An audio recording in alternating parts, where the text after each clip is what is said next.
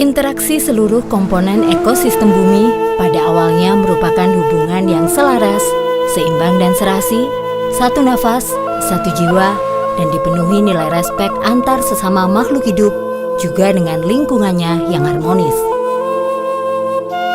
Kini, banyak tempat di bumi kita yang telah berubah. Manusia dengan akal dan pikirannya berusaha menjadi penguasa tunggal di atas bumi, memonopoli dan merusak keseimbangan lingkungan.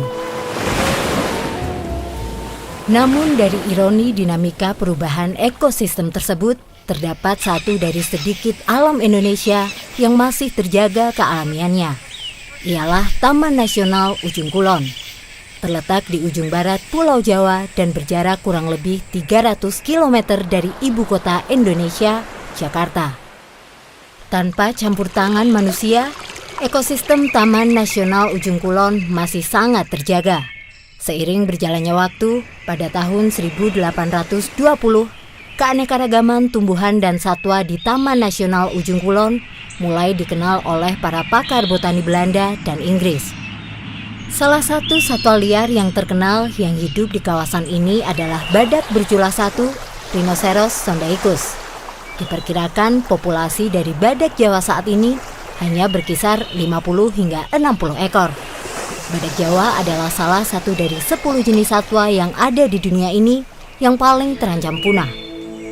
Kawasan hutan Ujung Kulon pertama kali dideklarasikan sebagai Taman Nasional pada tahun 1980 ketika ada Kongres Taman Nasional Sedunia ketiga di Bali. Kawasan Ujung Kulon dikelola mengikuti prinsip dan organisasi Taman Nasional hingga akhirnya kawasan hutan tersebut secara resmi pada tahun 1992 ditetapkan sebagai Taman Nasional Ujung Kulon. Pada tahun yang sama, organisasi dunia UNESCO memberikan penghargaan kepada Taman Nasional Ujung Kulon sebagai World Heritage Site. Kawasan darat Taman Nasional Ujung Kulon memiliki luas 78.619 hektar yang mencakup wilayah Semenanjung Ujung Kulon, Pulau Panaitan, Pulau Pecang, Pulau Handelem, dan Gunung Honje. Kawasan Taman Nasional Ujung Kulon bagian timur didominasi oleh deretan pegunungan Honje. Sebagian daerah Gunung Honje merupakan kawasan pemukiman penduduk yang dalam kesehariannya memanfaatkan sumber daya alam sekitar sebagai mata pencahariannya. Sebagian besar masyarakat yang tinggal di kawasan ini memeluk agama Islam. Mayoritas masyarakat berasal dari suku Sunda dan Banten. Adat istiadat masyarakat setempat mengajarkan untuk hidup selaras antara manusia dengan lingkungannya.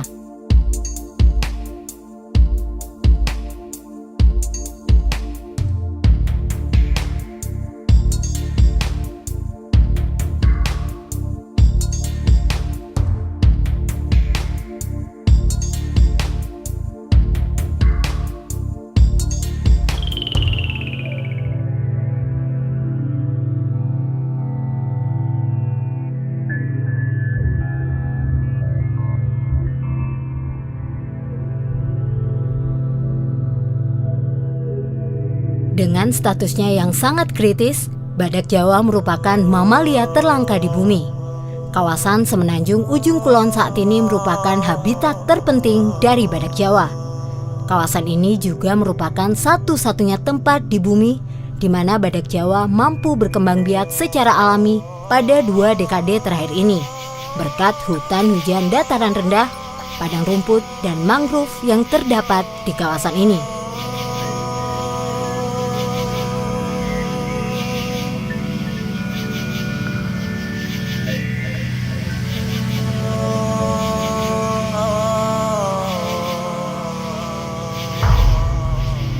Badak menjatuhkan pohon muda untuk mencapai makanannya dan mengambilnya dengan bibir atasnya yang dapat menggenggam.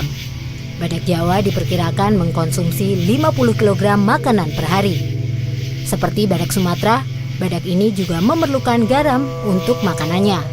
Sumber mineral umumnya tidak terdapat di Ujung Kulon. Sebagai gantinya, badak Jawa meminum air laut untuk mengganti nutrisi yang sama seperti garam.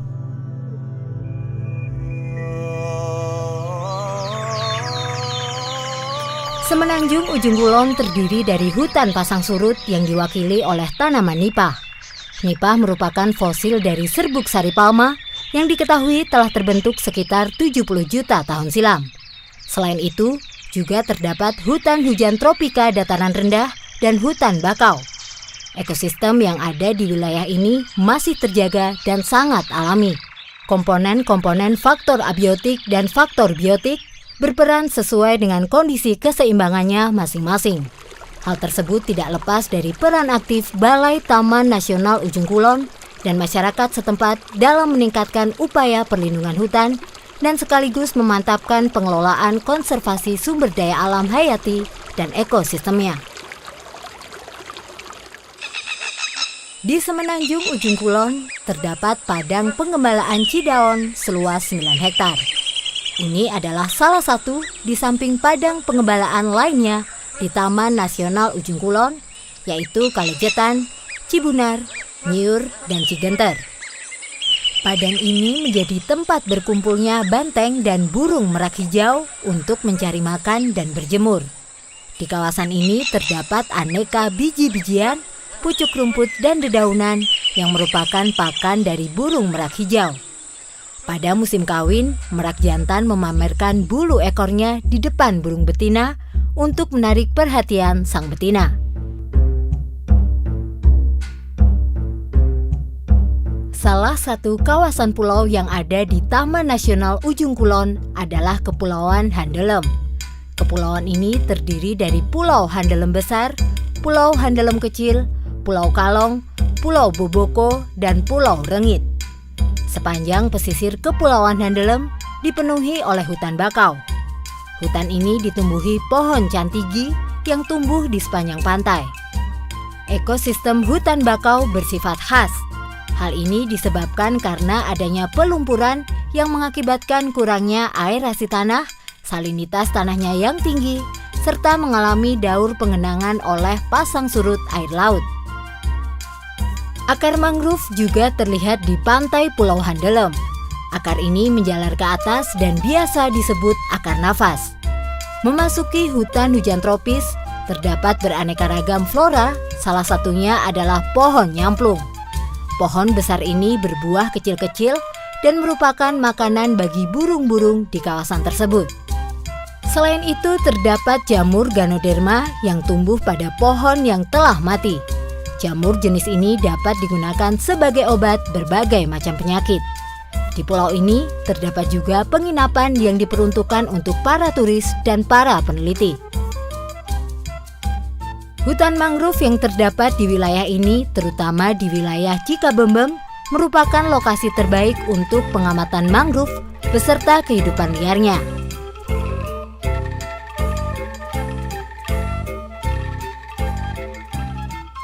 Tak jauh dari Pulau Handelem, terdapat Sungai Cigenter yang merupakan habitat dari ular sanca, buaya muara laut, banteng, dan berbagai jenis burung.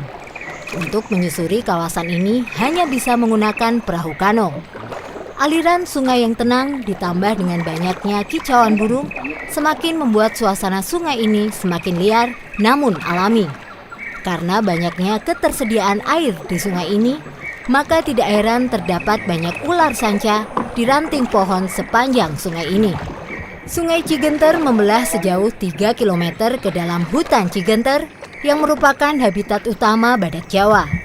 Salah satu upaya Taman Nasional Ujung Kulon dalam konservasi badak Jawa di hutan ini adalah dengan memperluas padang pengembalaan banteng Jawa yang sekarang telah mencapai 6 hektar.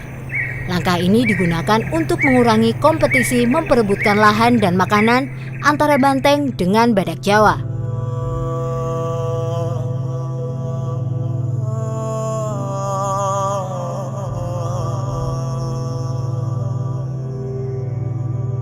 Pulau lain yang terdapat di kawasan Taman Nasional Ujung Kulon adalah Pulau Pecang. Lokasinya yang berada di antara Selat Sunda dan Samudra Hindia menjadikan pulau ini dianugerahi pantai yang tenang dengan pasir putih yang indah. Laut di sini merupakan habitat terumbu karang dan ikan-ikan kecil yang beraneka ragam. Eksotika keindahan flora dan faunanya menjadikan pulau ini sebagai tempat wisata edukasi alam. Pulau ini memiliki luas sekitar 450 hektar dan mempunyai sumber air tawar yang abadi. Keragaman fauna di pulau ini diwakili oleh rusa, babi hutan, biawak, elang laut, burung rangkong, dan monyet ekor panjang. Kawanan hewan-hewan ini cukup jinak untuk berinteraksi dengan manusia. Populasi hewan-hewan ini terjaga dengan baik dikarenakan sedikitnya predator di Pulau Pecang ini. Kondisi geografisnya berbentuk dataran rendah dengan vegetasi primer yang luas, di mana terdapat campuran pohon-pohon dengan umur pertumbuhan berbeda dan tanah berumput dengan semak-semak belukar.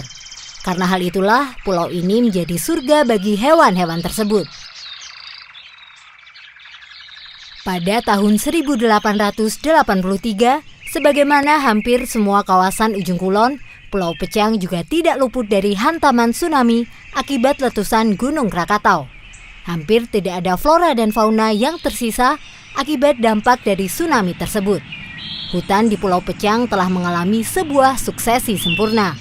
Satu-satunya pohon yang masih bisa bertahan adalah pohon kiara ini. Umurnya diperkirakan telah mencapai 1 abad lebih dan diameternya lebih dari lingkaran manusia sebanyak 30 orang dewasa. Pohon kiara atau biasa disebut dengan pohon pencekik adalah pohon yang mengambil makanan dari pohon yang ditumpanginya. Buah kiara dari pohon ini dibawa oleh burung dan primata, kemudian dijatuhkan pada pohon induknya.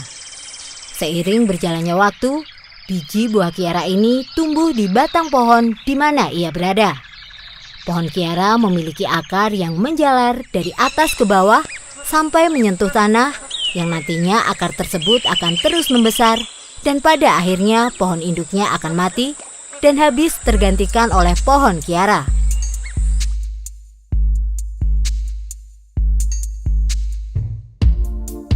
Salah satu kawasan laut yang sangat indah di Pulau Pecang adalah Karang Copong yang mempunyai arti karang yang berlubang. Lokasi karang ini terletak di ujung utara Pulau Pecang.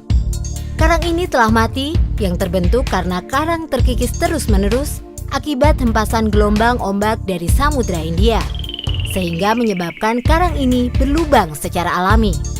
Lokasi ini seringkali digunakan sebagai tempat diving, tetapi hanya untuk level yang tinggi dan berbahaya. Pilihan lokasi untuk snorkeling di Pulau Pecang dibagi berdasarkan level kedalamannya yang tersedia di sepanjang pantai.